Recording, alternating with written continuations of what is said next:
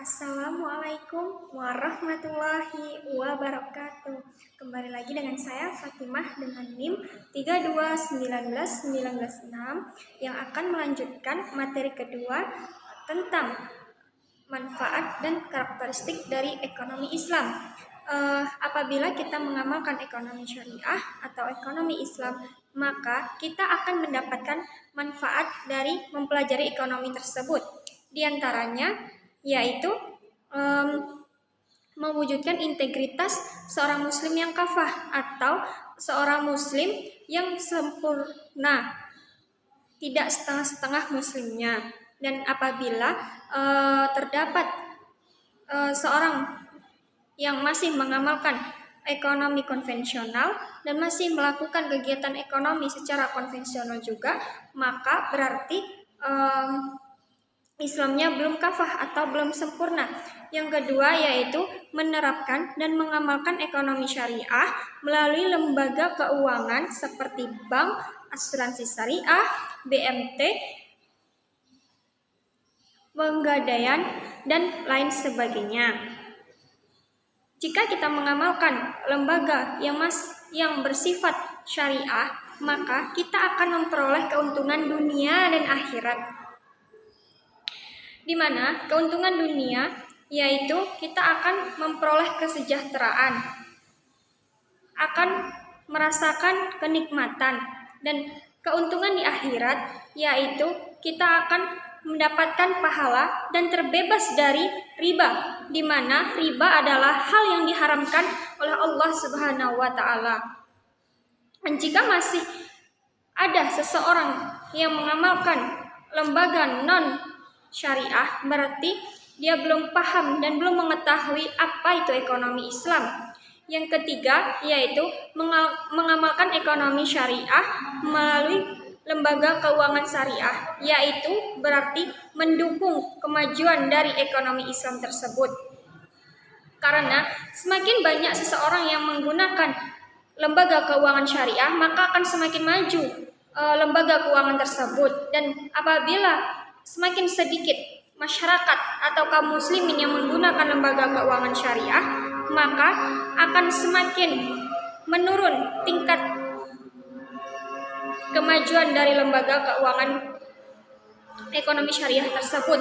Yang keempat yaitu mengamalkan ekonomi syariah dengan membuka tabungan, deposito, atau menjadi nasabah asuransi syariah.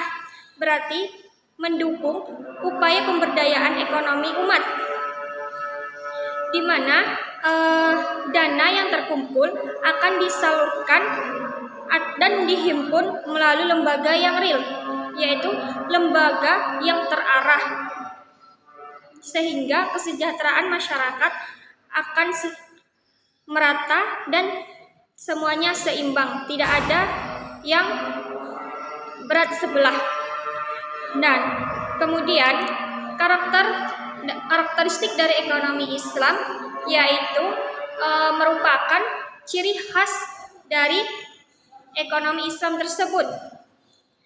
Karakteristik merupakan hal yang membedakan dari ekonomi konvensional, di mana beberapa karakteristik dari ekonomi Islam yaitu ekonomi ketuhanan, artinya ekonomi Islam itu bersumber dari Allah Subhanahu wa taala, tidak bersumber dari manusia, sehingga keyakinannya dan ajarannya dapat diamalkan dengan baik. Yang kedua yaitu ekonomi pertengahan. Meskipun ekonomi Islam bersumber dari Allah Subhanahu wa taala, juga hal ini menekankan kepada kesejahteraan manusia. Jadi, ekonomi syariah berpandangan bahwa hak individu harus seimbang dengan dunia maupun di akhirat, sehingga kesejahteraan akan tercapai dengan baik. Yang ketiga yaitu pensucian jiwa agar setiap muslimin boleh menjadi sumber kebaikan bagi kaum muslimin yang lain. Maksudnya di sini yaitu setiap perilaku manusia yang baik maka akan ditiru oleh manusia yang lain, sehingga kita semua akan terbiasa melakukan hal kebaikan. Yang keempat yaitu tegaknya keadilan dalam masyarakat. Keadilan yang dimaksud adalah keadilan aspek di bidang hukum dan muamalah, di mana jika hukum akan tegak maka kejahatan akan berkurang dan kegiatan muamalah akan berjalan dengan lancar, tidak ada riba maupun kegiatan negatif di dalamnya. Yang terakhir yaitu tercapainya maslahah, yaitu merupakan puncaknya. Para ulama menyepakati bahwa terdapat 5 maslahah. Yang pertama yaitu maslahah agama, yaitu membahas tentang agama, baik agama Islam, non-Kristen ataupun lain sebagainya. Yang kedua yaitu kemaslahatan jiwa, yaitu bagaimana kita mensucikan jiwa dan diri kita agar mendapatkan kehidupan yang baik.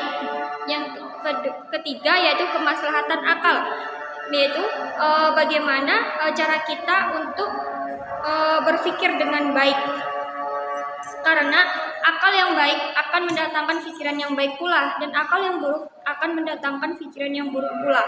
Yang keempat yaitu kemaslahatan keluarga, di mana kemaslahatan ini membahas tentang bagaimana cara berkeluarga yang baik, yaitu saling menyayangi dan saling membantu di dalam rumah tangga tersebut. Yang terakhir adalah kemaslahatan harta benda, di mana kemaslahatan ini membahas mengenai harta benda yang kita peroleh. Harta benda yang kita peroleh akan kita pertanggungjawabkan di akhirat kelak. Maka dengan begitu kemaslahatan harta benda dibahas di dalam kemaslahatan ini, supaya harta yang kita dapatkan dapat kita pertanggungjawabkan dengan baik di hadapan Allah Subhanahu wa Ta'ala. Nah, mungkin hanya itu materi yang dapat saya sampaikan. Semoga bermanfaat bagi saya dan para pendengar, dan materi selanjutnya mungkin akan disampaikan oleh rekan saya. Saya akhiri dengan wabillahi taufik wal hidayah. Wassalamualaikum warahmatullahi wabarakatuh.